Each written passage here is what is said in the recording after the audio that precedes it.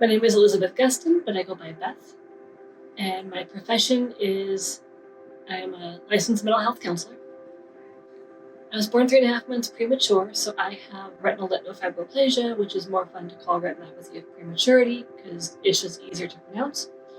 And what that means is I have no sight, so no shape, no color. I did have light perception until about 5 or 6 years ago, and that is also faded. Growing up, I did go to Anchor Center for Blind Children. I was their first graduating class. That was a huge help, I think, in getting me to be more on the same level as my sighted peers. And I also had a teacher for the visually impaired as well as an orientation mobility teacher for K through 12.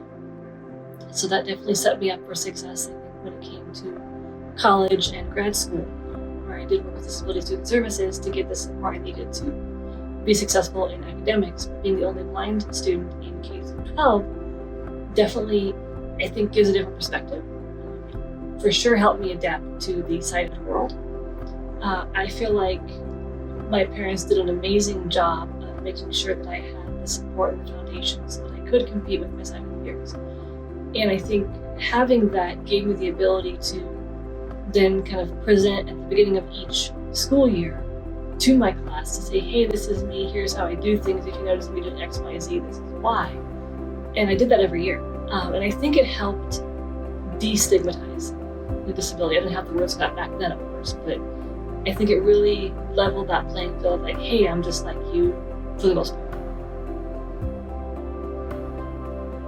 So way back in 2008, I worked with the Beyond Vision program as a skills trainer, and then I became the program manager and began a life skills adjustment counseling program when I was there because I saw a need for mental health services that weren't being offered.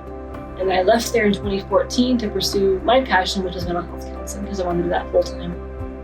And so I worked at a couple community mental health agencies. And then I have my own practice now, which I've had for about 4 years, and was able to circle back around when I began as a contract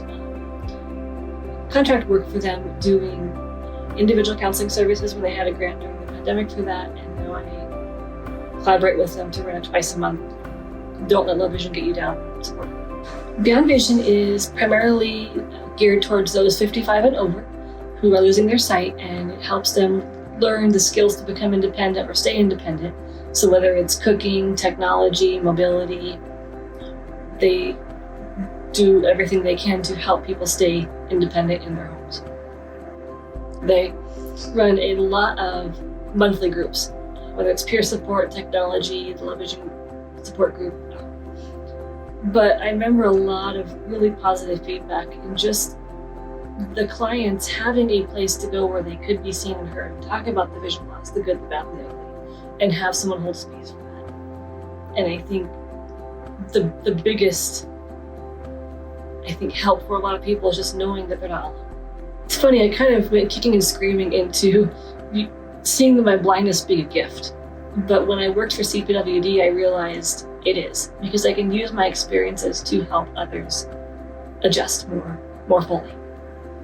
And I joke that just because I have visual impairment, I don't have to see every single client with visual impairment, because I don't, and they don't need me for that. But it definitely gives that relatability piece for those who would like it. I see an increased need in more mental health services. I see longer wait lists, which is a huge access to care issue. A lot of therapists are booked out. If you take insurance, oftentimes you're full with a wait list. If you work in community mental health, the caseloads are extremely high. And so oftentimes you don't get to see a therapist more than once a month. And so I definitely think the pandemic has highlighted what isn't working in mental health and where change needs to be made.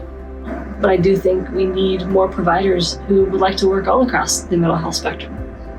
With community mental health, we tend to see what we call more severe persistent mental illness. In private practice, we tend to see clients who aren't in that category. And I think there's a need for, like I said, more providers who want to work in all aspects of the mental health field. So I specialize in grief and loss with an emphasis in what's called disenfranchised grief. So it's those losses that society usually cannot relate to or doesn't understand because they haven't experienced it. So we think about things like disability, losing an ability. We think about pet loss, especially as a lot of pet loss grief. We think about deaths by suicide or homicide, things like that, where it's not as common, fortunately, but also unfortunate because those people don't often have people in their lives who can understand or who can provide the support they need. So this is Manolo. He's my 4th service dog. He's my 4th one from Guide Dogs for the Blind. And we have been together since July of 2019. And I think about college kids or seniors where this is your only source of support. It's just you and your cat or you and your dog. You don't have a big circle of friends. You don't have a lot of support. This is your only person or only support. And when they die, that's your whole world.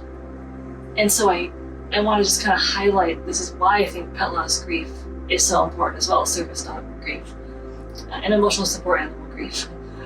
Because if that's your only source of support and that's taken away, you need support.